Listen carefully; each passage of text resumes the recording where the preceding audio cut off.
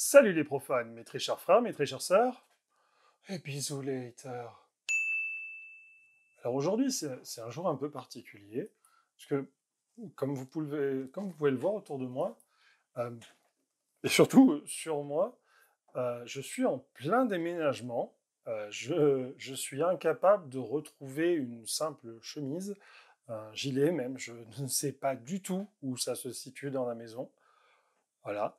Et nous sommes donc jeudi soir, la vidéo doit sortir dimanche, et je suis à peine en train de commencer à la tourner. Ça va. Alors en fait, au départ, je suis en train de faire autre chose, mais vous allez voir pourquoi. En fait, je suis en train de regarder les statistiques de la chaîne parce que justement, je voulais faire une vidéo anniversaire. Parce que, effectivement, ça fait 1 an que j'ai lancé ma chaîne YouTube sur la franc-maçonnerie. euh, qui d'ailleurs au départ n'était pas nécessairement que pour parler franc-maçonnerie, enfin, je vous raconterai ça après. Euh, et puis en fait, je me suis dit, plutôt que de juste balancer des chiffres, ça n'intéressera pas beaucoup de gens et tout ça, je vais essayer de parler un peu du parcours initiatique que ça a été cette chaîne en franc-maçonnerie, parce que comme dans beaucoup de choses, en fait, il y a, j'en viens à penser qu'il y a deux types de gens qui interagissent sur Internet. Il y a ceux qui commentent la vie des autres, et il y a ceux qui vivent leur vie, en fait, et qui la partagent avec les autres. Et des fois, en fait, on est l'un ou l'autre, hein. Moi aussi, je vais commenter la vie des gens, il n'y a pas de souci. Et de faire cette chaîne YouTube, ça m'a montré à quel point des gens n'ont que ça à faire de commenter, et en même temps, il y a tellement de gens bienveillants qui compensent les gens malveillants, faut vraiment les remercier. Donc, je vais prendre du temps là pour vous remercier. Voilà, là je prends un petit peu des chiffres. Donc, ça fait 1 an. Le 20 mars, là on est le 17, mais donc la vidéo va sortir le 20. Euh, Là, actuellement, on est aux alentours de 2450 abonnés en 1 an, ce qui est énorme, je trouve, alors qu'au départ, mon objectif, c'était pas du tout aussi grand. Euh, voilà, en fait, la chaîne, au départ, je pensais pas que ça allait fonctionner. C'est bizarre, hein. Mais j'ai envie de vous parler de comment je pensais que ça allait peut-être fonctionner, comment j'ai réalisé que ça fonctionnait, euh, les difficultés que j'ai rencontrées, les crasses qu'on m'a fait, les adorables surprises aussi que j'ai eues. On va parler chiffres, on va parler de ce qui n'a pas marché, ce qui a marché, l'avenir de la chaîne. Donc, reste bien jusqu'à la fin de la vidéo parce que je vais te parler de surprises, te faire un peu des teasings. Bref, on va traverser le miroir ensemble pendant un petit moment dans ce formidable décor. En fait, c'est le futur bureau de ma femme. J'ai vidé une étagère là. J'ai vidé une étagère parce que je me suis dit, comme à chaque fois, ah oui, il faut que j'explique. Dans toutes mes vidéos, en fait, là, je sors du script, mais d'ailleurs, le script, il a volé en éclats il y a à peu près 1 minute. Euh, dans toutes mes vidéos, je mets tout le temps mes livres, mes machins. Alors certains, très, très premier degré, se disent ouais, il fait tout le temps la promotion de ses livres, c'est pénible. En fait, non, c'est une running joke. Parce qu'il y a un frère au tout début qui m'a dit ouais, c'est ça, tu vas nous mettre tes bouquins dans toutes les vidéos. Ouais. Donc forcément, je prends un malin plaisir à le mettre dans toutes mes vidéos, ainsi que ce petit canard maçonnique que j'ai gagné sur Twitter grâce à un compte que j'essaierai de vous retrouver pour vous le mettre en bas pour que vous puissiez le suivre. C'est important, elle est très gentille. D'ailleurs, elle est tellement adorable, l'anecdote, elle est tellement adorable qu'elle m'a envoyé ça avec des souvenirs de Londres, dont une carte postale de Freemason Hall. Et au boulot, on a un showroom en fait, et on cherchait à refaire un peu la déco, et j'ai trouvé une carte postale de la ville où on est, une carte postale ancienne en noir et blanc, et il se trouve que la photo du Freemason Hall était en noir et blanc. Donc je l'ai mise à côté comme si c'était lié, et ça fait très bien, mais personne ne percute que c'est Freemason Hall, moi ça me fait rire. Bref, je ne sais absolument plus ce que je voulais dire. Oui, donc je mets systématiquement les livres. Ça ne fera pas vendre plus, même si quand même, soyons honnêtes, à chaque fois que je parle véritablement d'un livre, j'en vends 15. Voilà, donc au moins c'est dit, parce que je présente le livre, je présente les choses qu'il y a dedans, et ça marche plutôt bien. Donc je tenais aussi à remercier tous les lecteurs, les lectrices, qui me contactent ensuite, qui m'envoient des messages sur Instagram, beaucoup sur Instagram aussi, c'est bizarre. C'est rigolo, tout à l'heure j'ai un restaurateur, le script, je l'ai atomisé il y a 10 minutes. Il y a un restaurateur qui m'a contacté en me disant bonjour, j'ai reçu ça par un courrier, mais je n'ai jamais contacté de loge, est-ce que c'est sérieux? Alors je clique sur l'image, et c'était en fait une conférence publique de la Grande Loge de France. Donc c'est plutôt rigolo en fait que quand un frère envoie une convocation à un profane discrètement pour ensuite l'aborder, le profane il va taper franc-maçon sur internet, il tombe sur moi, et il se dit ah oui, ça doit être intéressant, c'est sérieux ça. Et puis il vient me contacter en disant bonjour, est-ce que ça c'est sérieux? Parce que vous êtes un gage de sérieux en franc-maçonnerie. Je vous raconterai après tous les ennuis que j'ai eu par rapport à cette chaîne YouTube. Moi, je trouve ça formidable, cette reconnaissance des gens. Donc, merci, vraiment. J'ai un peu l'impression de la faire à la The Rock. Vous voyez, Dwayne Johnson qui est tout le temps en train de remercier, et c'est vrai. Bon, je suis pas The Rock. Enfin, on peut voir, j'ai pas la musculature. Mais, et j'ai encore des cheveux sous mon béret. Mais voilà, donc merci pour tout. Donc on va voir plein de choses, on va voir les difficultés, ce qui a marché, ce qui n'a pas marché, et puis aussi, il le faut, je vais enfin te révéler le vrai secret de la franc-maçonnerie, et je vais l'afficher dans un bandeau subliminal, juste après avoir...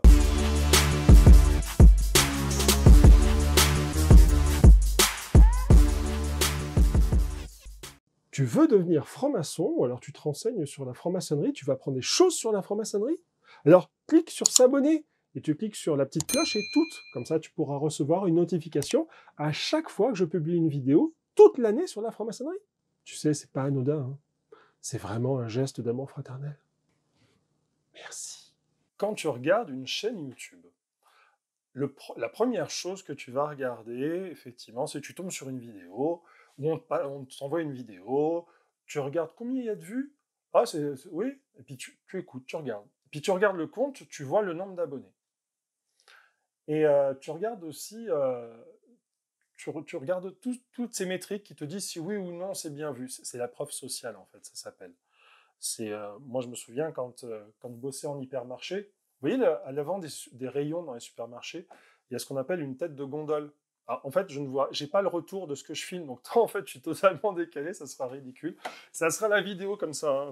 D'ailleurs, c'est rigolo parce que la première vidéo que j'ai faite, j'étais en t-shirt, et la vidéo anniversaire, je l'ai fait en t-shirt. Je trouve que c'est une bonne boucle. Voilà, encore, j'ai sauté du script. Euh, et en fait, dans les supermarchés, il y a une tête de gondole. Et moi, pour la preuve sociale, ce que je faisais, c'est que je faisais un truc très massif avec mon équipe. On faisait des trucs énormes. Et il y avait les chefs de secteur, directeurs qui passaient le matin. C'est très bien, c'est très bien.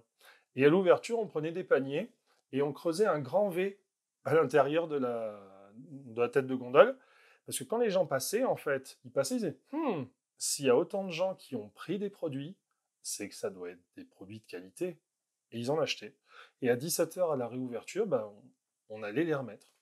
Et bon, c'était un petit peu aussi ce qui me gênait en grande distribution, ce côté manipulation, j'aimais pas trop ça. Bref, tout ça pour dire, en fait, quand on regarde une chaîne YouTube, on regarde la preuve sociale, est-ce que la personne, elle est suivie, est-ce qu'il y a des commentaires, tout ça. Mais c'est une mauvaise métrique. C'est pas une évaluation correcte d'une chaîne. C'est un signal faible qui est à monitorer, mais c'est pas la priorité. Moi, ce qui m'a impressionné en un an, parce qu'en fait, j'ai vraiment vécu cette chaîne YouTube depuis un an comme un parcours initiatique personnel. Comme je l'ai dit, il y a des personnes qui vivent leur vie et il y a des personnes qui commentent les vies des autres. Et des fois, on est l'un et l'autre, ou l'un ou l'autre. Et moi, j'ai décidé à un moment, tiens, et si j'essayais d'être le personnage d'une histoire? C'est pour ça que j'ai mis un béret, c'est pour ça que j'ai mis le gilet, c'est pour ça que j'ai fait des postures un peu, des gimmicks, ce genre de choses. Parce que c'était important aussi d'avoir un personnage, quelque chose qu'on reconnaît. Et en fait, là, ce qui m'a impressionné en regardant les métriques de YouTube, c'est que, vous voyez les miniatures, les petites images sur YouTube, on, on dirait c'est pas grand-chose, mais en mettant ma tête sur toutes les miniatures, ça a été vu 430 000 fois dans l'année.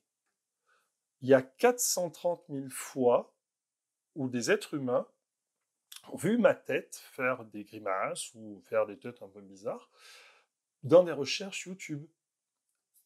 430 000 fois, ma tronche de pébron a été vue. J'ai trouvé ça aberrant. Alors en plus, ce qui est aberrant, c'est que ils voient la miniature et à 4,8%, ils cliquent dessus. Alors on pourrait dire 4,8%, c'est rien. Et effectivement, c'est rien. Sauf qu'en fait, un bon score, c'est entre 2 et 10%. Parce qu'on voit tellement en fait de choses, on scrolle, on scrolle, on scrolle, et on s'arrête quasiment jamais sur toutes les vidéos, c'est impossible. Et 4,8% pour une vidéo, une chaîne qui a 1 an, c'est pas dégueu en fait. Donc moi, ça m'a vraiment impressionné. Ça fait en fait plus de 20 000 fois où il y a des gens qui se sont dit j'ai envie de voir ça. Et ça me fait réfléchir. Ah oui, Pébron, tête plate, je viens du sud, j'ai des expressions, donc face de Pébron, hein, je ne vous explique pas ce que ça veut dire. Bref, en 1 an, j'ai fait 62 000 vues à mes vidéos. J'arrête pas de bouger sur ma chaise, je ne suis pas du tout confortable sur cette chaise, donc je vais pas arrêter de bouger, je fais encore sauter le script dans ma tête. Et maintenant que j'ai dit que j'avais fait 62 000 vues, ça sert strictement à rien. Ça m'a apporté pas mal d'ennuis personnels. Et par contre, à l'inverse, ça m'a fait connaître des gens formidables, des gens attentionnés, des gens avec de l'humour, avec une culture énorme. Je pense plus particulièrement vraiment aux gens qui sont sur un groupe que j'ai créé, French Freemason. Voilà. Au départ, French Freemason, j'ai appelé ça, bien sûr, parce qu'il y avait le béret. Je vous raconterai l'histoire du béret. Mais on va encore sauter, digression et tout ça. Mais en fait, French Freemason, c'était surtout parce que ça permettait de faire un hashtag pour être reconnaissable. Et effectivement, ça marche super bien. Tu tapes French Freemason et tu tombes sur moi sur YouTube, sur Google même d'ailleurs, parce que Google et YouTube sont liés, bref. Et on a un groupe qui s'appelle French Freemason sur Facebook, où on est une petite communauté, à peu près 850, hein, c'est déjà pas mal quand même en 1 an. Euh, et, euh, et c'est toujours bienveillant, et c'est toujours dans la bonne humeur, et on plaisante. D'ailleurs, en général, c'est là où je décrypte les vidéos, où on raconte des bêtises sur les vidéos et tout ça, on déconne beaucoup. Donc, moi, j'ai été impressionné par tous ces gens formidables que ça m'a permis de connaître, tous ces gens que j'ai été impressionné, je sors encore du script, j'ai été impressionné de nombre de gens qui me contactent sur Instagram, sur LinkedIn, sur Facebook, pour me dire qu'ils voulaient rentrer en franc-maçonnerie, ils ont regardé mes vidéos et ça les a décidés. Euh, En fait, ça m'interpelle parce que je me souviens, il y a quelques années, mon parrain, en fait, il parlait euh, d'un franc-maçon, Pascal Paoli, il parlait d'un franc-maçon qui, dont on parlait énormément encore, c'est bref. Et il disait, mais moi, je me pose la question, c'est un franc-maçon célèbre, mais qu'est-ce qu'il a apporté à la franc-maçonnerie? Et il disait, il y en a, ils ont apporté rien du tout. Il y en a, ils ont apporté des petites pierres. Il y en a, ils ont apporté des petites pierres et on les a pas vues. Il y en a, ils ont apporté des petites pierres et on a vu que ça. Et moi, il disait, moi, je veux savoir qu'est-ce qu'il a apporté à la maçonnerie. Et moi, j'ai pas l'impression d'avoir apporté grand-chose, et pourtant, je reçois beaucoup de remerciements. Et je sais pas comment faire pour remercier les gens en retour. Donc, je dis souvent les mêmes choses. Merci de ta gentillesse, merci de ton soutien. Enfin, je suis responsable de service client. Mon boulot, c'est de parler. Et ça me désarme, en fait, à chaque fois. Alors, il y a aussi le fait que je suis incapable de recevoir un compliment. Je dis ça, mais je joue avec ma bague tellement ça me stresse de parler de compliments. J'ai jamais été foutu en fait d'accepter un compliment parce que je sais pas quoi dire. Ça me territ. Ma femme pète un câble quand elle m'encourage, elle me dit des trucs bien, et je suis toujours en train de dire ouais, mais enfin bon, c'est pas top. Je n'arrive pas à dire ok, merci, c'est gentil. Donc voilà. Où j'en étais, je sais plus du tout. Oui, les 62 000 vues. En fait, c'est pas une métrique qui est intéressante parce que la plupart de ces vues, je mettrai en visuel, je vais essayer de me débrouiller pour mettre les visuels à l'écran, si j'ai le temps de faire le montage, mais bref, sachez-le, en fait, la plupart de mes vues ont été vues entre avril et juillet 2021, au lancement de la chaîne, parce que j'ai adopté une stratégie que j'ai appelée de blitzkrieg. Parce que des fois, on fait des guerres éclairs et en fait, ça marche vraiment. Euh, Toute ressemblance avec le contexte actuel, bien sûr, n'a rien à voir. Et en fait, je me suis dit, on va y aller très fort dès le départ. Pourquoi? En mars 2021, je devais sortir un livre, L'apprenti perdu. Ça avait été compliqué, il y a eu le Covid, il n'y avait pas de salon maçonnique. Bref, l'éditeur dit, allez, on y va pour mars 2021. Donc, tu sors un livre quand il n'y a pas de salon maçonnique, un livre maçonnique, de science-fiction maçonnique, donc déjà, de science-fiction maçonnique, vas-y. Tu le sors dans une période où il n'y a pas de salon du livre, ok. Dans une période où tu ne peux pas faire de conférence en loge, ok. Dans une période où, en plus de ça, c'est pas trop la période pour ça, hein, vraiment, hein, la science-fiction un peu apocalyptique, voilà. Et en plus, tu n'as aucun contact presse, parce que je n'ai aucun contact presse, je n'ai aucune relation presse. Donc, je n'ai pas vraiment eu d'article qui parlait de la sortie du bouquin. Donc, il y a un moment, je savais que ça allait un petit peu se planter si je faisais rien par moi-même, hein. Donc, de octobre à mars 2021, je me suis bien me former. J'ai été sur LinkedIn, j'ai été Instagram aussi, YouTube, et il y avait plein de conseils. Il y avait des gens qui t'expliquaient comment faire la promotion des livres, quand tu fais de l'auto-édition, quand tu es édité mais que tu as des soucis, tellement de conseils. Alors j'ai tout listé. J'ai tout listé, il y a des trucs, je me suis dit, c'est vraiment mauvais en fait, hein. Et je me suis aperçu qu'il y a des conseils qui revenaient souvent. Alors, probablement certains, en fait, il y en avait un qui avait dû dire un truc, et l'autre reprenait, l'autre reprenait. Donc, je me suis dit, je vais tester. Et je me suis dit, je vais sacrifier le mois de février 2021. Ce sera un peu proche de la sortie, c'est pas grave. Et donc, en fait, en février 2021, j'ai tout donné, j'ai fait vraiment n'importe quoi. Mais c'était le but. Je savais pertinemment d'ailleurs que j'allais perdre des abonnés que j'avais cumulés d'avant, parce qu'il fallait que j'essaye des trucs. Et sinon, j'aurais pas pu savoir, quand le livre allait sortir, ce qui allait vraiment marcher. J'avais un peu une idée en tête. J'avais une idée en tête, il fallait créer une communauté, parce que la seule chose qui fait en sorte qu'un auteur vit, c'est une communauté. C'est un peu logique, mais c'est facile à dire, créer une communauté. Mais non, c'est pas facile à faire. Euh, dans une société où l'image et le paraître sont énormes pour la plupart des gens, où on le voit tous les jours, c'est une la palissade. Mais quand tu es mince et musclé, tu passes à la télé. Quand tu es plus gros, tu dois faire des blagues.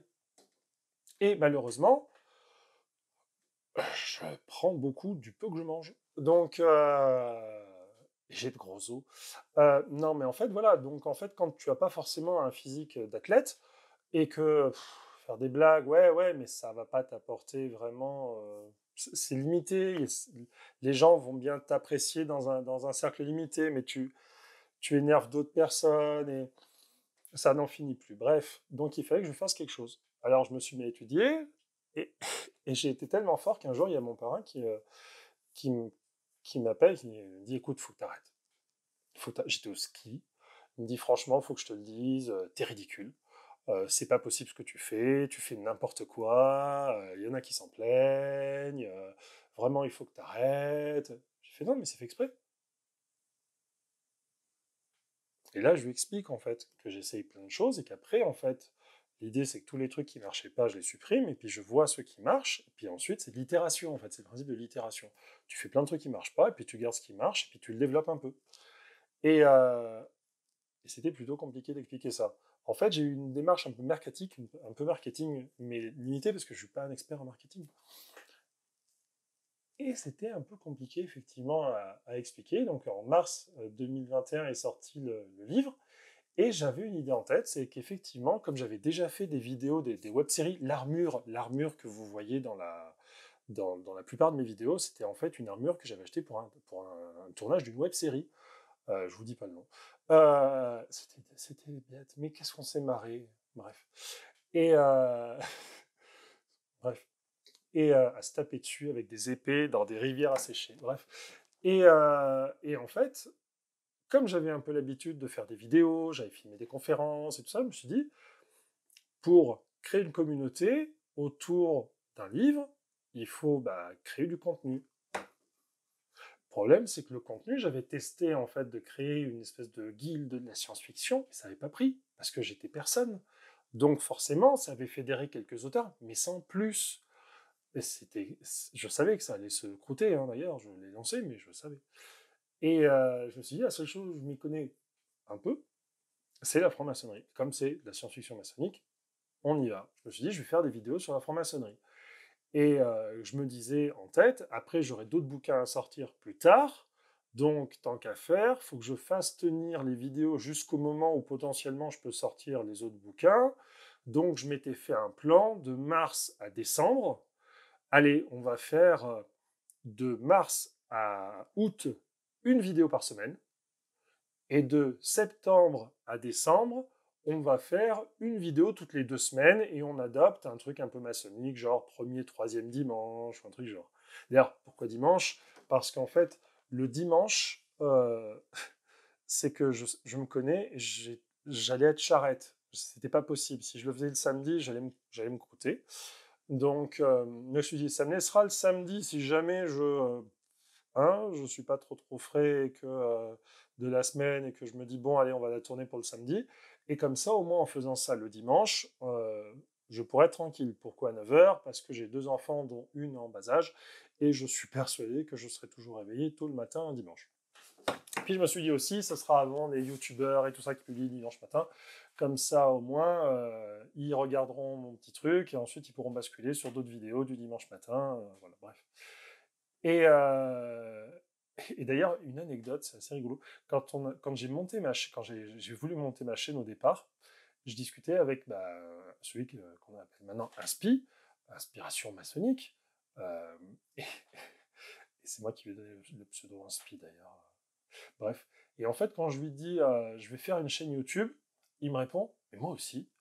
Et on a monté nos chaînes ensemble. Et lui, il a décalé un peu dans le temps après que j'ai lancé la mienne. Mais en fait, au départ, on a lancé ça ensemble. Franchement, c'était super sympa, cette période. J'aime beaucoup cette période. Ça m'a permis de le découvrir, parce qu'en plus, on était frères, on se connaissait voilà, en vrai. Donc, c'était super agréable. Bref. Donc, je me suis dit, allez, on met en place le plan. Au départ, voilà, au départ, c'était pas pour devenir un youtubeur, faire fortune. D'ailleurs, on va écarter un peu l'idée. Vous avez dû remarquer qu'il y a des publicités qui arrivent à la fin, au début des vidéos, depuis décembre. Parce que j'aime bien me lancer des défis et quand on me dit tu peux avoir quelque chose, je me dis bah ouais, pourquoi pas. Et j'avais vu que si tu as plus de 1000 abonnés et plus de 4400 heures de visionnage par an en glissé, tu as le droit d'avoir la monétisation. Donc, par exemple, tu fais 4400 heures, tu peux avoir la monétisation, mais tu as une période de 6 mois où tu as arrêté, et ben en fait, ils te coupent. Donc, tu es obligé en fait de publier régulièrement. Donc d'ailleurs, vu que mes vidéos de juillet-août n'ont pas du tout marché, à mon avis, je risque de me croûter un moment sur ça, mais bon, ça, sachez-le, de décembre à là, on est le 17 mars, roulement de tambour, j'ai des effets spéciaux. J'ai gagné 33,51 $, ce qui est énorme. Ce qui est énorme quand même, parce que c'est 33,51 $ qui me rembourse une partie de... Le micro que j'ai, c'est un micro sans fil. Je sais même pas si je parle et en fait ça enregistre vraiment. C'est la première fois que je le teste vraiment. Parce qu'avant j'avais le micro qui était en filaire. Bref. Et je le retrouve pas dans les cartons. Je vous montrerai peut-être. Non, je vais pas vous montrer. C'est le bordel. Et donc j'ai gagné 33,51 $. 33,51 $, à savoir que YouTube paye à partir de 100 $. Je pense que je toucherai jamais cet argent, en fait. Mais c'est cool. Voilà. Hein, Non, c'était pas le but. Moi, ça m'a surtout amusé de me dire que potentiellement, je voulais voir comment ça marchait une chaîne YouTube pour voir l'argent que pouvait se faire un youtubeur, un petit youtubeur, en fait, on peut rien du tout se faire. Mais c'était encore une expérience initiatique. Et une autre des raisons pour laquelle je voulais créer cette chaîne, hormis faire la promotion de Apprenti perdu, c'est aussi parce que j'avais remarqué un truc. Ça fait 10 ans que je fais de la franc-maçonnerie en publiant, en étant présent sur les réseaux sociaux, en faisant des conférences. Et il y a un truc qui m'avait choqué, même plusieurs.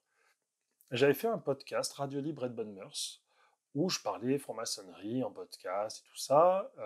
Les podcasts faisaient 200 à 400 vues, j'étais trop content, je trouvais ça très bien. Et en même temps, je trouvais que c'était pas top quand même comme score. Je me disais, c'est pas. Bon, c'est une niche quand même, la franc-maçonnerie, mais bon. Et il y a un truc qui m'avait en parallèle choqué, c'est en 2015, j'ai fait une conférence à la BNF, conférence internationale et tout ça. Et en fait, d'ailleurs, c'est à cause de, c'est à cause de cette conférence que j'ai le béret aujourd'hui. Je vous explique. Allez, on fait encore une digression.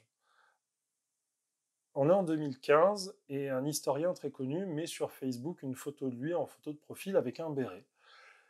Et en fait, en interne, bah, on le vanne un peu, enfin certains le vannent un peu et tout machin.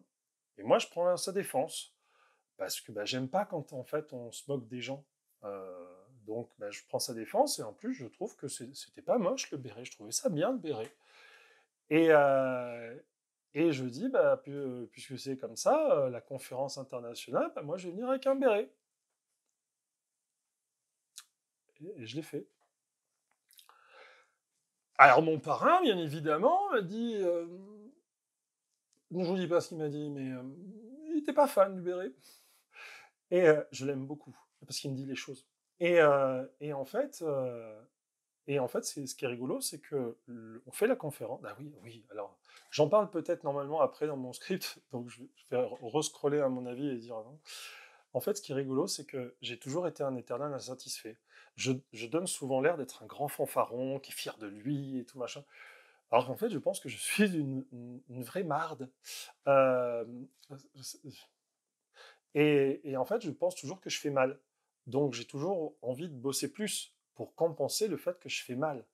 Donc, forcément, j'ai envie d'en apprendre plus. Donc, forcément, j'ai envie d'en savoir plus.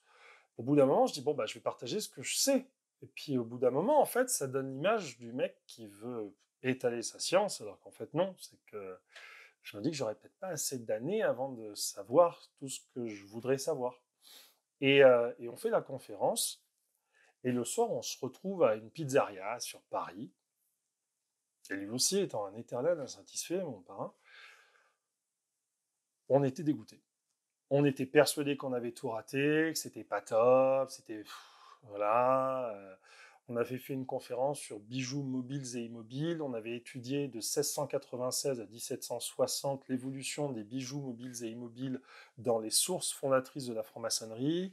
On avait fait un tableau qui représentait un rouleau de 4 mètres de long. C'était un travail laborieux, on l'avait fait en anglais, devant un auditoire qui parlait quasiment qu'anglais, donc c'était pas évident, quoi. Et on était persuadé qu'on avait vraiment fait un truc nul, nul. Et en fait, le lendemain, il y a plein de gens qui sont venus nous voir, plein de chercheurs américains, anglais, de maçons connus en plus, parce qu'ils avaient adoré ce qu'on avait fait. Et ils nous ont donné leur carte, ils voulaient qu'on garde contact, tout ça. Et en fait, je me suis dit, le fait d'avoir le béret, ça a peut-être aidé aussi à être reconnu, le coup du personnage.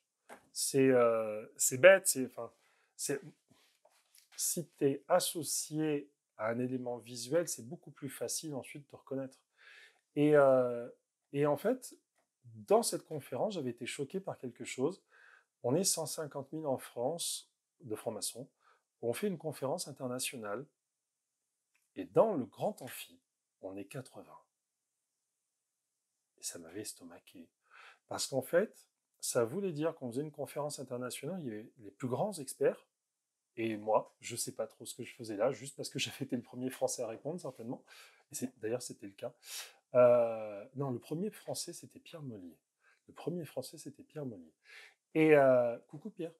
Et Pierre devrait avoir un buste dans le hall du Grand Orient de France. Je milite depuis des années pour ça. Si quelqu'un au Grand Orient de France veut lui faire un buste de son vivant, ce serait une grande chose.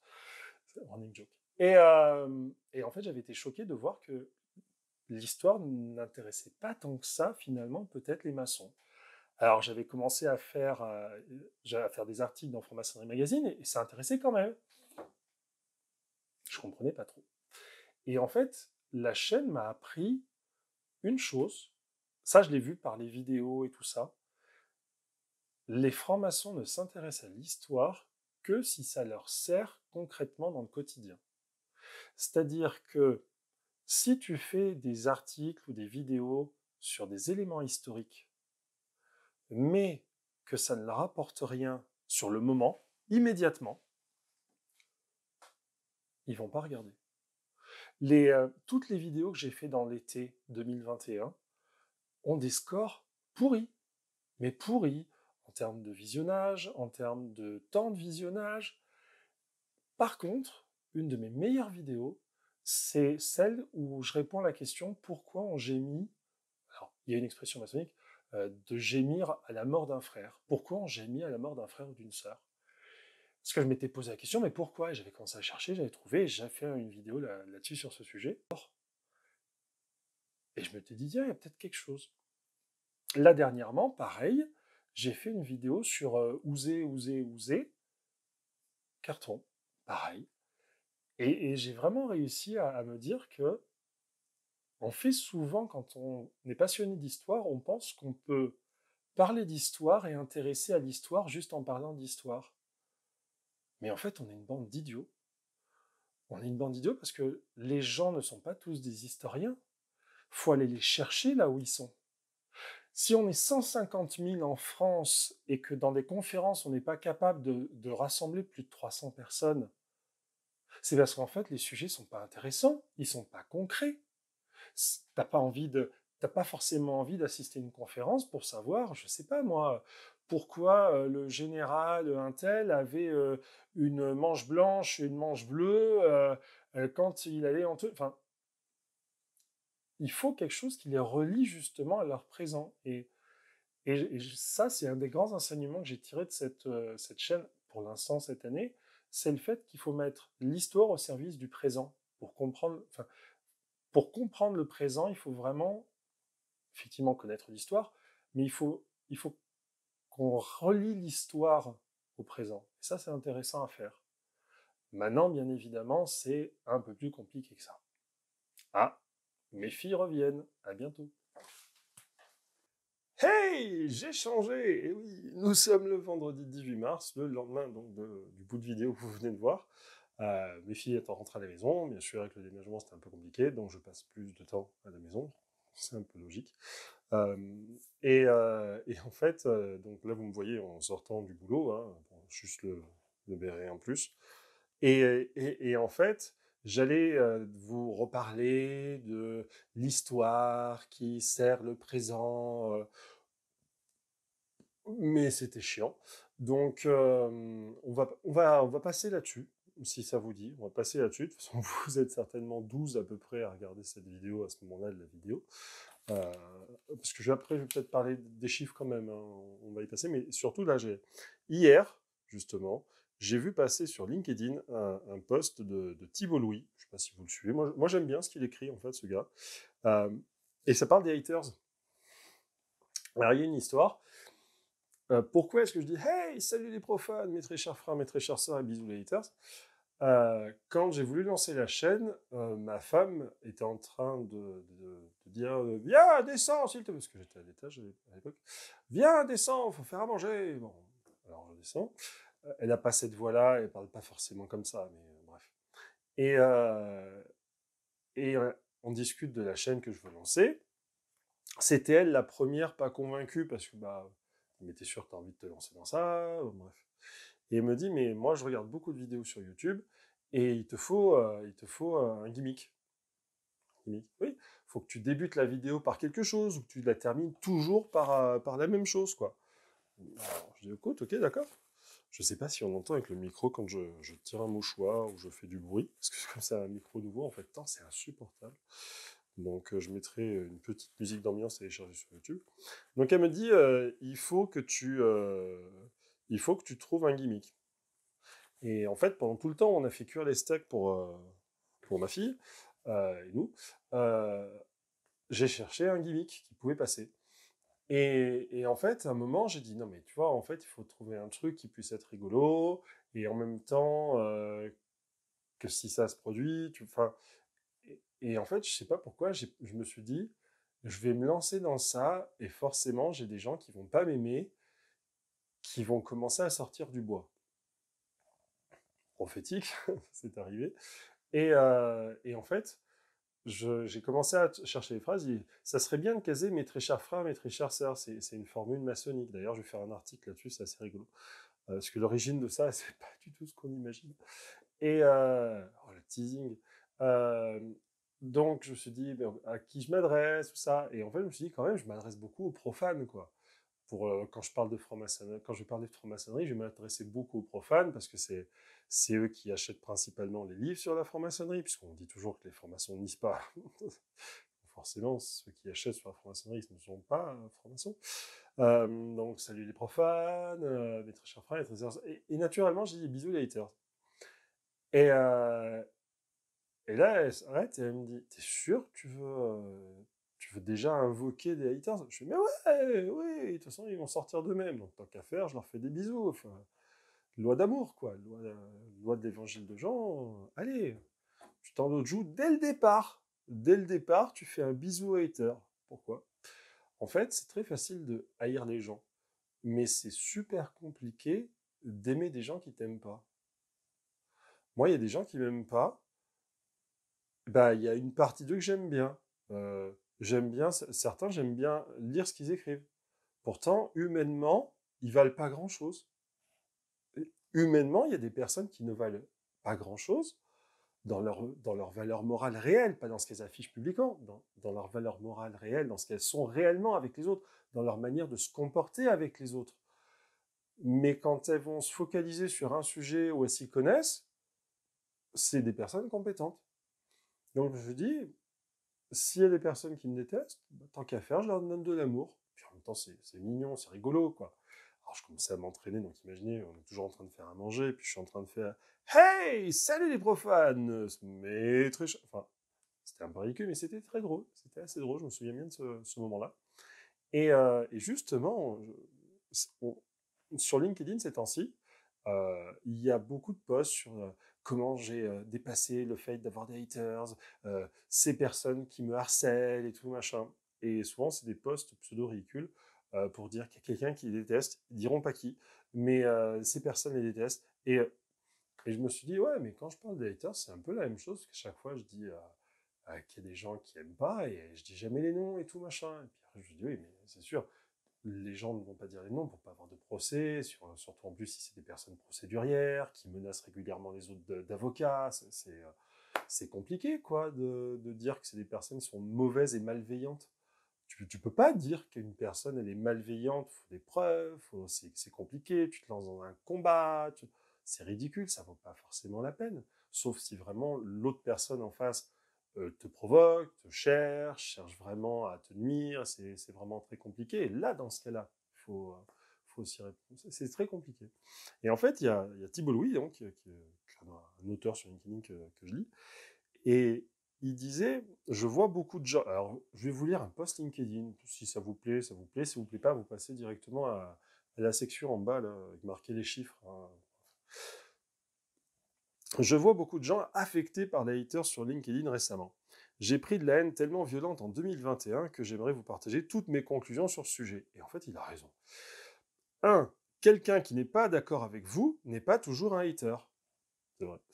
Je pensais qu'un message isolé de quelqu'un d'un peu vénère constituait un hater. Souvent, ces gens n'ont rien contre vous. Ils s'attaquent à un contenu sur Internet sans trop savoir à qui ils ont affaire. Et c'est vrai, en fait. Il y a des gens, ils viennent attaquer les francs-maçons parce qu'ils ont des préjugés sur la franc-maçonnerie. Et au final, ils regardent les vidéos et limite, ils sont embêtés parce que ils trouvent rien à dire. Alors, ils cherchent le moindre truc. Et ils s'en vont naturellement. Un hater, c'est quelqu'un qui tente des actions persistantes, répétées et ciblées, dans le but de vous nuire et de vous faire taire. C'est beaucoup moins drôle. Je parle de gens qui viennent vous parler, prennent des screenshots de vos conversations, les partagent avec d'autres personnes, vous diffament dans des groupes WhatsApp privés, vont voir d'autres créateurs LinkedIn pour dire des trucs sur vous. Je parle de ce level de haters. Je l'ai vécu et comme toute personne logique, j'ai essayé de comprendre. 2. Les haters sont des losers. Toujours Thibault Louis. Hein. Je tiens celle-là de Paul Graham. Ah non, c'est Paul Graham. Je sais qu'elle est controversée, mais je m'en fous. Les haters ont beaucoup trop de temps à consacrer aux autres. Généralement, ils n'ont pas la vie qu'ils voudraient avoir. Ils sont saoulés dans leur taf ou leur quotidien, ou alors ils ont un business foireux. Alors, vous pouvez être sûr qu'ils ont une très faible estime de leur temps et de leur personne. Les gens qui construisent quelque chose n'ont pas de temps à consacrer à s'occuper négativement des autres sur Internet. 3. J'ai appuyé trop fort. Le problème n'est jamais vous, c'est eux. Ils ont un gros problème, soit de tolérance envers les opinions des autres, soit de jalousie, soit juste d'être un tocard complet. Il faut appeler les choses comme elles sont. Penser que l'opinion d'autrui est à ce point dérangeante qu'on va essayer de la faire taire s'appelle du terrorisme. Ce sont des comportements de mafieux. Ne vous laissez jamais intimider. 4. Vous allez survivre. Je pensais qu'avoir ma grosse tête sur le groupe de haters de LinkedIn sur Facebook sonnerait la fin des haricots. Je m'y suis retrouvé 3 fois et la Terre tournait dans le même sens le lendemain. Même si les commentaires, la première fois, m'ont blessé. Un gros influenceur de ce réseau est allé dire des trucs débiles sur moi à d'autres gens. Ça m'a blessé, mais le Coca Zéro n'avait pas plus de sucre le lendemain. Les haters aboient, la caravane passe. 5. La frontière entre hate et cyberharcèlement. Même si certains d'entre nous ont la peau plus dure que d'autres, il ne faut pas laisser ces gens-là ternir votre réputation publiquement. Le cyberharcèlement et l'injure publique sont des délits punissables par la loi. Je viens de réaliser que je n'avais pas mis le téléphone en mode hors ligne, ça va faire du bip. Si ça fait du bip sur la vidéo, c'était à cause du mode hors ligne. Donc, même si certains d'entre nous ont la peau plus dure que d'autres, il ne faut pas laisser ces gens-là ternir votre réputation publiquement. Le cyberharcèlement et l'injure publique sont des délits punissables par la loi. The loudest boos come from the cheapest seats. En gros, les boos, quand on fait bah, c'est nul, ça vient toujours par les sièges qui sont les moins chers. PS, pour vous faire rire, bon, après, il parle. Mais effectivement, c'est ce que je disais, enfin, tout à l'heure, donc hier pour moi. Il y a ceux qui commentent la vie des autres, et puis il y a ceux qui vivent leur vie, et qui, en fait, de temps en temps, vont commenter celle des autres. Et effectivement, quand on a énormément de temps à consacrer à regarder les profils Facebook des autres pour voir s'il n'y a pas quelque chose qui cloche ou si on peut pas reprocher quelque chose, aller voir d'autres personnes pour dire du mal en pensant qu'ils vont venir vous voir ou que ça va vous nuire, en allant embêter des personnes qui vous soutiennent parce que justement elles vous soutiennent et que vous vous dites que si vous faites du mal à ces personnes-là, eh ben, ça vous fera du mal aussi. C'est des comportements de loser. Et donc, moi, j'ai que de l'amour pour ces gens parce que, bah, ils sont pas au niveau des gens normaux, de vous, de moi, de tout le monde. Je suis pas au-dessus de tout le monde, au contraire, je suis au niveau normal, je pense. Mais il y a des gens qui, bah, des fois, ils se dévalorisent et ils tombent un peu en dessous de leur estime d'eux-mêmes, quoi. Donc c'est pour ça, c'était intéressant de voir ça et de mettre en parallèle le fait que, parallèlement à ça, il y a beaucoup de gens qui me disent, je comprends pas parce que tu parles toujours des haters, et c'est un déluge de bienveillance. Et effectivement, euh, que ce soit sur les groupes Facebook que j'anime, que ce soit sur la chaîne YouTube, dans les commentaires des vidéos. C'est souvent beaucoup de bienveillance. Il y a des fois, de temps en temps, des commentaires qui peuvent être un peu critiques, peu, mais ça arrive. Mais en fait, je réponds à tout le monde. Donc, comme je réponds à tout le monde, personne ne se sent mis de côté, personne ne se sent frustré aussi, personne ne se sent ignoré. Le pire, j'en parlais dans une précédente vidéo, je crois, sur la chaîne, la pire chose qui puisse exister et qui puisse faire en sorte de motiver quelqu'un, c'est le mépris. C'est pas la haine, c'est pas l'envie, c'est pas la volonté d'être s'enrichir. Non, c'est le mépris. Méprise quelqu'un, toute ta vie, il voudra te poursuivre. Il y a une histoire comme ça sur Lamborghini. La marque Lamborghini de voiture, on est totalement en dehors du script, mais bon, vous êtes déjà, à mon avis, plus que 6 à suivre la vidéo. Donc, Lamborghini, il a... Alors, attention, hein, à vérifier, c'est pas de la franc-maçonnerie, donc on va encore mettre des guillemets, hein, attention, à vérifier. Lamborghini, il faisait des tracteurs, de mémoire, et il aimait bien la voiture de Ferrari, il achète une voiture de Ferrari, et en fait, il trouvait qu'il y avait des trucs qui pouvaient être améliorés. Il va voir Enzo Ferrari, parce qu'il était quand même millionnaire, hein, c'est un Lamborghini à l'époque, les tracteurs Lamborghini, c'était quelque chose de puissant, surtout en Italie. Et il va voir Ferrari, il parle de voiture, il lui fait des conseils. Et Ferrari le prend de haut, Enzo Ferrari le prend de haut, et il dit écoutez, vous faites des tracteurs, commencez à faire des voitures, et ensuite on parlera. D'accord. Et Lamborghini n'a pas du tout aimé qu'il soit pris de haut par Ferrari parce que lui faisait des tracteurs et que lui faisait des voitures. Donc il a fait les Lamborghini. Et il a damé un peu le pion à Ferrari, bien sûr, Ferrari toujours là, Lamborghini toujours là. Mais le mépris est une des plus grosses puissances qui marche au monde. Si quelqu'un se sent méprisé, il ira au bout. Beaucoup des guerres mondiales qui ont eu lieu sont nées dans un terreau de personnes qui se sentaient méprisées. Il ne faut pas mépriser les gens. Même quand il y a des gens qu'on n'aime pas, il ne faut pas les mépriser. Il faut les traiter peut-être à distance, mais il ne faut pas les mépriser. Et moi, ce que je remarque, c'est, on parlait tout à l'heure de chiffres, dont j'allais parler de chiffres, il y a le nombre de vues, c'était pas une bonne métrique, le nombre d'abonnés, pas forcément non plus. Mais en fait, je me dis que il y a 2450 personnes qui, à un moment, ont eu envie de cliquer sur le bouton s'abonner en voyant une vidéo où je parlais, parce qu'ils se sont dit « Ah, ça peut être intéressant ». Et ils ont voulu voir d'autres vidéos. Et ils ont mis la cloche. Il y a pas mal qui ont mis la cloche d'ailleurs, je vous le signale.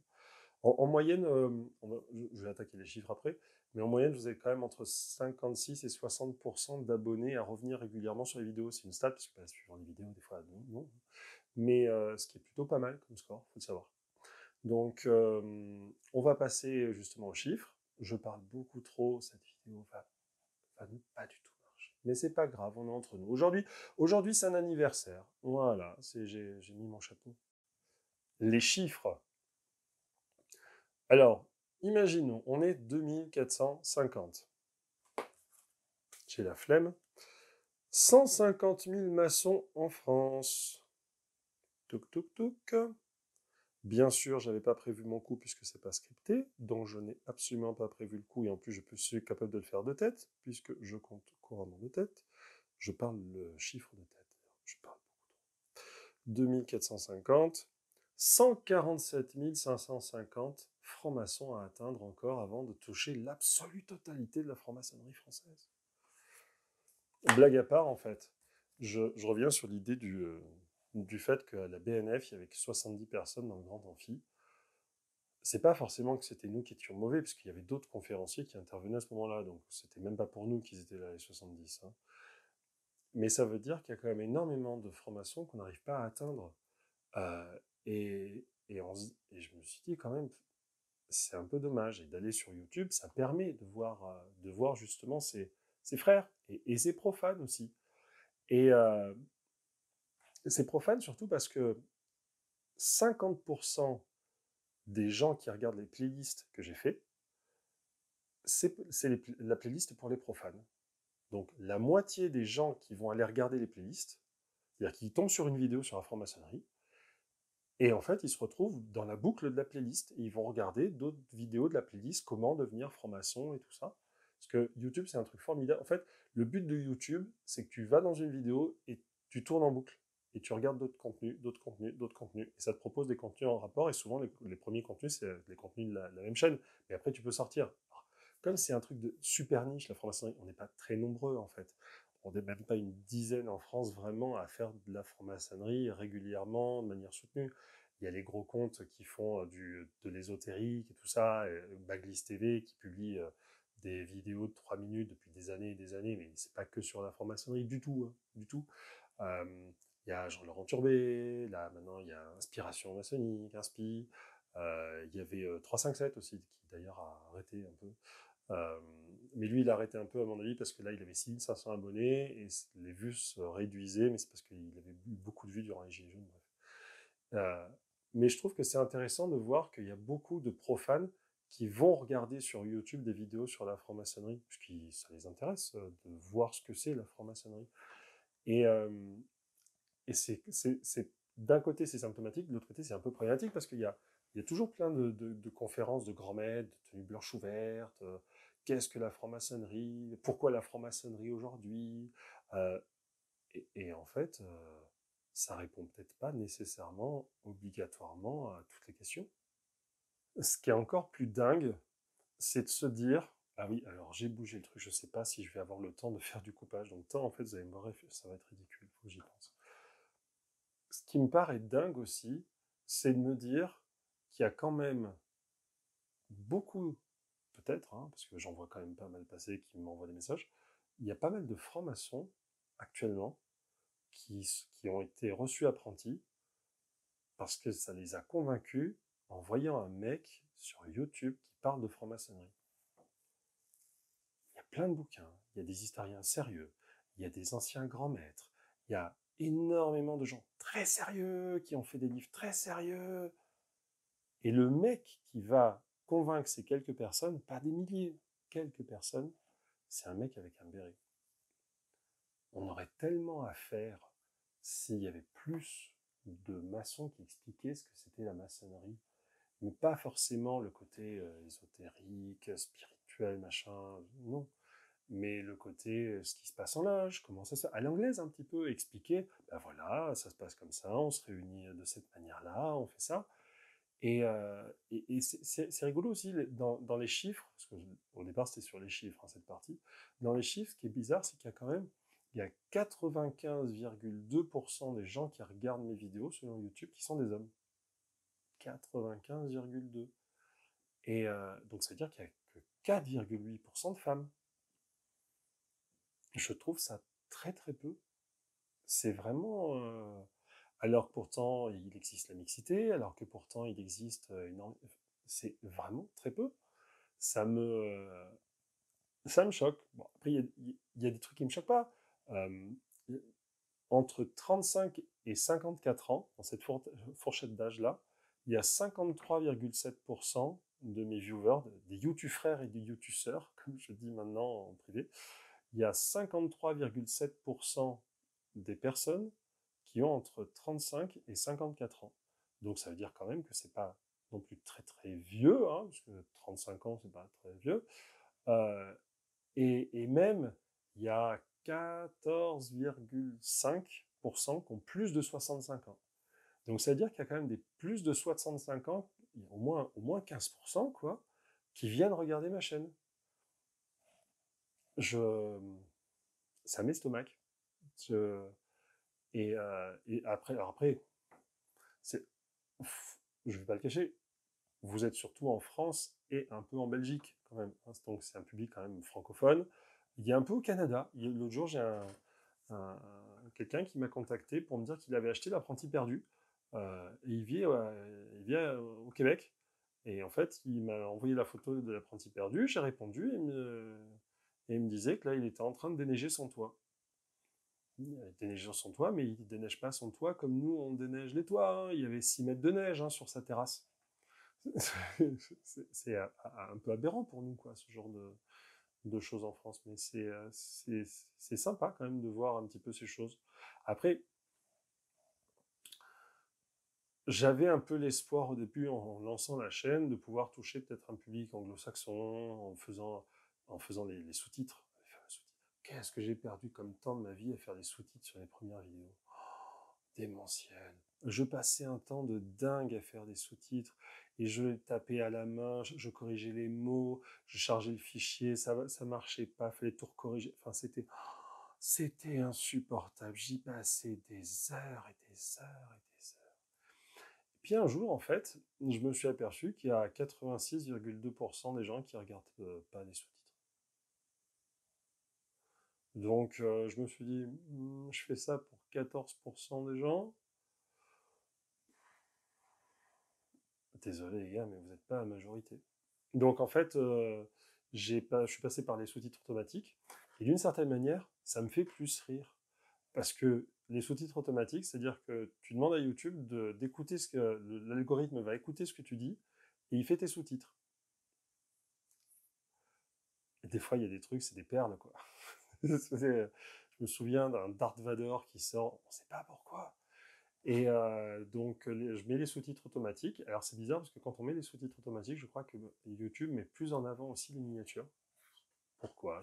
Ça fait partie de toutes les règles. Il y a énormément de règles pour faire des vidéos sur YouTube qui marchent. Je vous en passe quelques-unes, tiens, vu que vous êtes plus que 4 à regarder la vidéo. Ça baisse à chaque fois. Un exemple, au début des vidéos, je m'étais dit, je vais aller regarder comment on fait une miniature, est-ce qu'il y a des trucs. Et je voyais des conseils dans tous les sens. Alors, faut avoir la bouche ouverte. Plus tu as de visage sur une miniature, plus tu as de clics. Les gens se disent comment ça, qu'est-ce qui va se passer. En fait, c'est ça, la bouche ouverte, c'est parce que tu t'apprêtes à parler. Donc, inconsciemment, soi-disant, tu vas te mettre à cliquer. Alors, malheureusement, je me suis aperçu en testant plein de miniatures, c'était pas faux. Quand je mettais des vidéos avec la bouche ouverte, ça cliquait pas mal. Bon, mais j'essaye de lutter quand même. Des fois, je mets des photos où je suis juste en train de sourire. Et d'ailleurs, c'est rigolo parce que toutes les photos de miniatures, j'utilise toujours les mêmes. C'est parce que j'ai fait un shooting photo devant chez moi, d'ailleurs, devant le mur du garage. Donc c'est assez rigolo. Pendant 40 minutes, j'étais en train de me prendre en photo, en costume, à faire des sourires, à faire des machins à l'intérieur de la maison. C'était assez rigolo. Donc j'utilise toujours la même base de photos. D'ici 10 ans, j'aurai toujours la même tête, c'est rigolo. Je repasse à 10 ans. Bref. Et j'en étais où? J'en étais sur les... Je ne sais plus. Marquez-le dans les commentaires où j'en étais. Je reviendrai peut-être dans les commentaires dessus. En tout cas, dans les sous-titres, ce qu'il faut savoir, c'est que... ah oui, dans les règles, c'est ça. Les règles à faire. Les couleurs qui marchent le plus pour les miniatures, c'est rouge et jaune. Je sais pas pourquoi. Soi-disant, on clique plus. Et j'ai essayé le vert. Ça marche pas du tout. J'ai essayé le violet. Ah, j'ai vite changé. Ça marchait pas. Alors, c'est bizarre. J'ai mis une miniature violette comme ça un jour. Et j'ai testé sur une vidéo. C'est-à-dire, j'avais lancé la vidéo.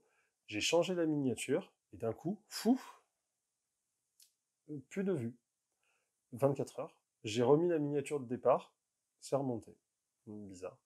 Euh, Ils aiment bien encore, l'algorithme aime bien les points d'interrogation, ils aiment bien, en fait, les gens aiment bien les miniatures qui donnent un petit peu envie, forcément, de cliquer dessus. Donc c'est pour ça que c'est des bouches d'effets spéciaux, de tout ça. J'ai pas forcément le temps de faire des effets spéciaux de malade. Déjà que ça prend beaucoup de temps de faire les vidéos. Mais en tout cas, voilà, donc il y a énormément de règles pour faire les miniatures, pour faire les sous-titres. Les sous-titres, il y a certaines vidéos, alors ça s'appelle un easter egg, c'est un truc qui est caché dans quelque chose. J'ai fait un easter egg dans la chaîne, où en fait, il y a certaines vidéos qui sont sous-titrées en une quarantaine de langues, dont le Klingon. Ouais, de Star Trek, le Klingon. Bon, je vous rassure, ça traduit pas du tout en Klingon, c'est Google qui s'est amusé en fait à mettre du Klingon soi-disant, mais ça traduit en anglais. Super. Mais ça me fait beaucoup rire parce que dans certaines vidéos, on peut choisir le Klingon, ça traduit en anglais, enfin en pseudo-anglais. Mais en tout cas, voilà, ça fait partie des choses à voir. Les trucs qui sont aussi marrants à voir dans les chiffres, je vais pas faire que les chiffres, ça, en fait, c'est pénible. Mais il y a eu des journées où, en fait, ça a explosé, comme le dimanche 21 mars, quand justement j'ai lancé la chaîne, où j'ai récupéré 237 abonnés le premier jour. C'est pour ça que j'en revenais pas, quoi. Je me connectais, et à chaque fois que je faisais F5, il y avait des abonnés. À chaque fois que je cliquais, en fait, il y avait un mec qui venait de cliquer sur s'abonner. À un moment, c'était dingue. Je faisais ça, je disais à ma femme, regarde, et le chiffre, enfin, pas aussi vite, hein, parce que j'habitais dans un village, l'internet, c'était pas trop ça. Mais à chaque fois, j'appuyais, ça rechargeait, j'appuyais, ça rechargeait. J'avais l'impression qu'à chaque fois, j'appuyais, donc l'abonné s'abonnait. Mais en gros, chaque dimanche, ça fait entre 15 et 30 abonnés en plus, ce qui est énorme. Enfin, 15 et 30, imagine, c'est une loge. Chaque dimanche, il y a une loge qui me rejoint, en volume. C'est démentiel. Là, pareil, il y a des vidéos. La plus grosse vidéo que j'ai faite, c'est Savez-vous parler le franc-maçon? C'est celle dont j'ai le plus honte. Je suis en t-shirt, pas forcément bien rasé, je crois, de mémoire. C'est pas top. La lumière est pourrave. J'avais pas encore le prompteur à l'époque. Alors mon prompteur, je ne l'ai pas retrouvé. Mon prompteur, c'est un petit truc où en fait il y a un miroir. On met un téléphone portable en dessous, un logiciel de prompteur, et ça fait le prompteur. Et en fait derrière il y a la caméra, l'appareil photo là. Et oui, parce que je filme à l'appareil photo. J'ai des grosses caméras, j'ai des trucs, et j'aime bien filmer à l'appareil photo. Et en fait, ça me permet de lire le prompteur, un truc un peu plus carré, scripté et tout machin. Donc, c'est la vidéo dont j'ai le plus honte, et c'est la vidéo où il y a 5100 personnes en un an qui l'ont vue. C'est un peu compliqué. Là, on a parlé des chiffres. Ok. J'ai parlé un peu de ce qui avait marché, pas marché. J'ai un peu évoqué les crasses, j'ai un peu évoqué de tout ça, mais l'avenir de la chaîne. Alors là, actuellement, c'est tout en travaux, les tâches. Donc, déjà, le studio, il n'existe pas trop. Je sais même pas de quel côté je vais le mettre des deux côtés de la maison. Et surtout, je sais pas du tout comment je vais l'organiser. J'ai même pas de prise électrique qui sortent des murs, donc c'est un petit peu compliqué. Mais c'est à voir, hein, c'est à faire. Hein, bref. Euh, donc il va falloir que je trouve un autre endroit pour tourner.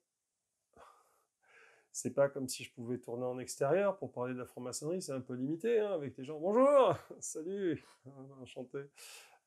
Donc, je vais être amené dans une prochaine vidéo, voire même deux prochaines vidéos, peut-être à aller tourner dans un autre endroit. Peut-être dans un endroit qui vous plaira. Peut-être, ça va en surprendre plus d'un. Ouais. Donc voilà, il y a plein de choses que j'ai prévues. La chaîne en elle-même, elle aura une date d'expiration. Il ne faut pas non plus rêver que pendant 50 ans, je vais faire de la franc-maçonnerie sur YouTube. C'était un projet, hein, donc c'est un projet qui va durer dans le temps, rassurez-vous quand même. Hein. Il y en a là avec les idées que j'en ai au moins pour 1 ou 2 ans, hein, au moins. Mais surtout dans les prochaines vidéos, je vais essayer de faire des choses qui sont... ouais, c'est la conclusion en fait, vu qu'on n'est plus que deux. D'ailleurs, merci d'être resté parce que c'est toi le meilleur. Dans les prochaines vidéos, je vais essayer d'axer les vidéos plus sur des conseils, mais pas des conseils de moi, hey, c'est moi. Non, des conseils qu'on a pu me donner, des conseils que d'autres peuvent donner. J'ai essayé un peu de commencer cette amorce, cet axe, avec les vidéos que j'ai fait sur comment sauver la loge, ce genre de choses. Il y aura toujours les vidéos de Franc-Maçonnerie Magazine. Peut-être même de Square. Il y aura d'autres vidéos encore sur l'histoire. Je n'abandonne pas quand même les vidéos sur l'histoire, même si je vais me prendre une tôle. J'aime beaucoup raconter l'histoire, donc je vais certainement pas abandonner. Mais je pense qu'il y a beaucoup de choses à faire dans l'accompagnement parce que j'ai vraiment l'impression qu'il y a beaucoup trop de frères et de sœurs qui sont paumés. Je suis pas le meilleur, mais comme actuellement on n'est pas très nombreux, il faut bien commencer une équipe d'Avengers par quelque chose, hein. Donc on va commencer par le technicien qui nettoie, qui fait le ménage. Ça sera très bien. Et puis ensuite, on verra comment on goupille la suite, mais ça peut être pas mal d'axer un petit peu sur la réflexion, le partage, inviter d'autres personnes, discuter avec des personnes plus capées que moi, hein, qui s'y connaissent peut-être plus sur les arcanes et les rouages de la franc-maçonnerie. Mais voilà, donc plus dans l'accompagnement, j'aime pas trop le côté développement personnel. Enfin non, c'est pas du développement personnel, mais c'est de l'accompagnement, parce que la franc-maçonnerie, il y a une partie de la franc-maçonnerie qu'on néglige, qui est bien développée par les Anglais, c'est l'accompagnement en fait personnel. C'est-à-dire tu as des compétences, tu les partages. Les Anglais, ils font ça. Il y en a un qui s'y connaît en, je sais pas moi, en cybersécurité pour protéger ton compte Twitter, ton machin. On fait une curry night, c'est-à-dire qu'ils font du curry avec du riz, hein, et ils font un petit repas comme ça, et puis ils font une petite conférence entre eux. C'est un club de gens qui s'aiment bien, en fait, un club d'amis. Donc ça peut être sympa qu'on fasse comme ça. Je pense que cette chaîne, à terme, et le groupe French Freemason sur Facebook, n'oublie pas, c'est bien de l'axer sur un groupe d'amis qui se réunissent et qui parlent de maçonnerie, qui écoutent un peu parler quelqu'un ou plusieurs personnes de franc-maçonnerie. Ça peut être sympa à faire. Ah, et aussi, j'ai la fibre. Donc peut-être qu'on pourra faire des lives. On parle depuis quelques mois avec un autre blogueur, youtubeur, j'ai du mal encore, un autre youtubeur que vous devez connaître, s'appelle Sous le bandeau, qui fait des très bonnes émissions. Et on avait parlé, d'ailleurs il est au Québec, et on avait parlé de faire un truc ensemble. Le problème, c'est que j'avais pas de réseau. Maintenant, j'ai bien du réseau. Donc là, je sais qu'il est en Europe, hein, donc je vais pas aller le rejoindre, hein, rassurez-vous, hein, on va pas faire ça. Enfin, il va partir en Europe, mais donc on va pas se rejoindre. Mais à terme, je pense que ça va se goupiller. Il y a d'autres invités que j'ai en tête, notamment des personnes prestigieuses, ou en tout cas très connues. Comme ça, vous n'êtes pas déçus. Ou alors des personnes que certaines connaissent. Comme ça, au moins, personne n'est déçu. Et si la personne dit moi je suis dans les prestigieuses, au moins comme ça on est très bien. Et je plaisante, de toute façon, je me parle tout seul, t'es parti. Et running joke. Et donc voilà, donc c'est une vidéo d'anniversaire qui dure beaucoup trop longtemps, certainement, qui aura un score nul, ou peut-être j'aurai les pires commentaires. En tout cas, ça m'a fait plaisir de vous parler. Ça m'a fait plaisir d'échanger comme ça sur cet anniversaire de chaîne. Faut que je me bouge pour faire la prochaine vidéo qui sera beaucoup plus structurée, notamment avec un guide, parce que là c'était un peu n'importe quoi. Je suis sûr que je vais trouver plein d'autres trucs à vous dire ensuite, mais que finalement qu'est-ce que j'ai pu oublier?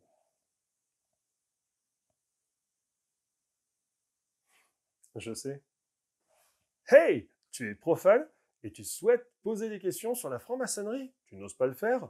Sais-tu que sur www.franc-maçonnerie.fr, j'ai sorti des livres qui parlent de franc-maçonnerie? Bien sûr, celui-là c'est pour toi. Puis, tu peux quand même acheter L'Apprenti perdu. L'Apprenti perdu, c'est un roman de science-fiction maçonnique qui se passe à Lyon en 2142. Et franchement, les retours des lecteurs sont plutôt bons. Voilà, je l'ai fait, j'ai casé les bouquins. Ouais! La vieille running joke. Et est-ce que vous savez pourquoi on dit que Oudjat de Twitter a des grandes mains?